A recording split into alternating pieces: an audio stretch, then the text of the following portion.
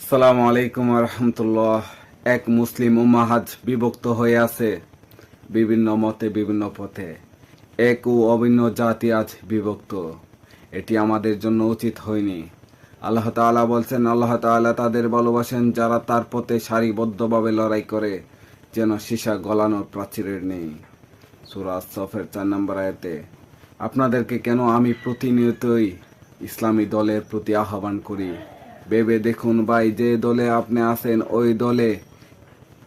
ওই দল কি শরিয়া আইনে বিশ্বাস করে, অথবা আল্লাহর দ্বীনের কথা বলে, নাকি তারা প্রতিনিয়তই মিডিয়াতেও বলে বেড়ায় আমরা শরিয়া আইনে বিশ্বাস করি না।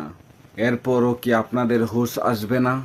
এরপরও কি আপনাদের মনে হবে না যে তারা ইসলাম বিদ্বেষী?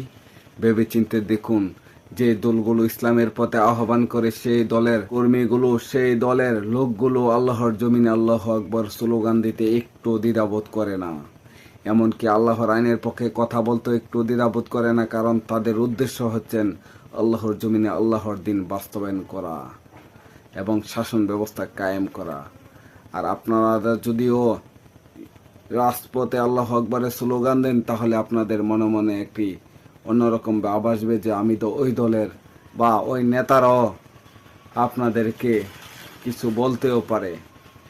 তাই পৃথিবীর যে কোনো স্থানে, যে কোনো প্রান্তে মুসলমানদের উপর আঘাত আসবে, এমনকি একটি মুসলমানদের গায়ে কাঁটার আঘাত লাগবে, সেটি পুরো মুসলিম উম্মাহকে জাগ্রত করে তুলবে এবং পুরো মুসলিম উম্মাহর গায়ে যেন সেই কাঁটা বিঁধছে, যতক্ষণ না পর্যন্ত প্রতিশোধ নেওয়া যায়।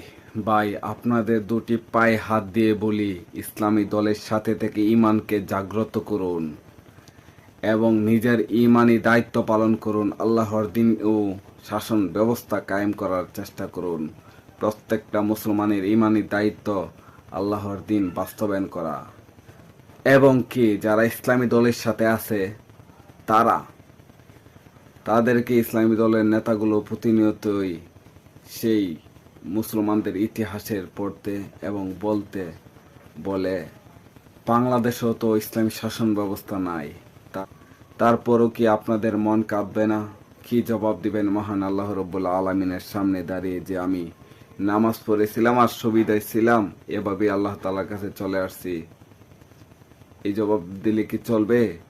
নাকি এই যে বাংলাদেশে এত মুসলমান থাকতেও আল্লাহর দেওয়া শাসন ব্যবস্থার মাধ্যমে বিচার ফয়সালা হচ্ছে না, সেটা নিয়ে আপনাদের কি কোনো মাথা ব্যথা নেই, কোনো চিন্তা নেই? কি জবাব দিবেন মহান আল্লাহ রাব্বুল আলামিনের সামনে দাঁড়িয়ে? আজকে যদি মুসলমানদের শাসক, ইসলামী শাসক এবং ইসলামী শাসন ব্যবস্থা থাকতো, তাহলে রাষ্ট্রীয়ভাবে অন্য মুসলিমদের পাশে দাঁড়াতে একটু দ্বিধাবোধ করতো না। অন্য দেশে কিভাবে যাবে এবং কি সরঞ্জাম পাঠাবে সব কিছু ব্যবস্থা করত। সেই জন্য আপনাদের প্রতি অনুরোধ থাকবে, আসুন ইসলামের দলের প্রতি এক হয়ে ইসলামী শাসন ব্যবস্থার পক্ষে কথা বলে ইসলামী শাসন ব্যবস্থার কায়েম করার চেষ্টা করুন। সকলের প্রতি অনুরোধ রইল। তাহলে আজকে যে আমরা মত প্রকাশ করি মুসলিম উম্মাহর পক্ষে, সেটি কার্যকরভাবে মন থেকে হবে। আজকে অনেককে দেখি অন ইসলামিক দলের সাথে যুক্ত, এবং যারা নিরপেক্ষ ধর্ম বিশ্বাস করে তাদের সাথে যুক্ত, সেই দলের সাথে যুক্ত, যার ফলে তারা নিজেরাই ইসলাম বিদ্বেষী হয়ে যাচ্ছে, নিজেও টের পাচ্ছে না।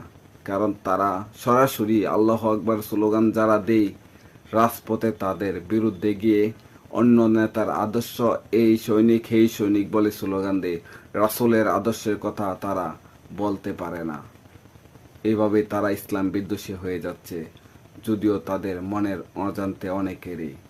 তাই সকলের প্রতি অনুরোধ থাকবে, ইসলামী শাসন ব্যবস্থার পক্ষে আসুন যদি মুসলমান হিসাবে দাবি করেন এবং মুসলিমদের পক্ষে থাকুন মন থেকে, তাহলে আসুন আল্লাহর দ্বীন এবং ইসলামী শাসন ব্যবস্থা কায়েম করুন।